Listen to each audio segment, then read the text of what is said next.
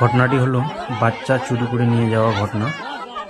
এই ঘটনাটি হলো গাজল থানার পান্ডুয়া অঞ্চলের ঝিকরাতে আদিনা আর গোলঘরের মিডিল পয়েন্টে এই ঘটনাটি ঘটেছে।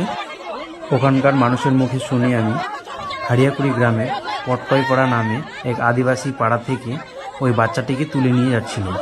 শেষের সময় আমি বাচ্চাটির মুখে শুনলাম যে ওকে টাকার লোভ দেখিয়ে ওকে নিয়ে যাচ্ছিল হাই রোডের দিকে।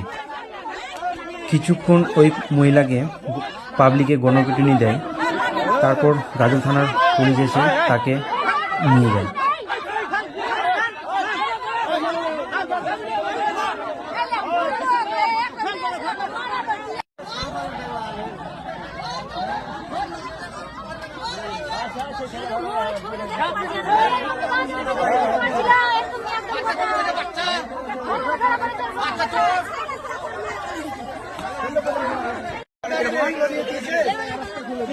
কিছু দিচ্ছিল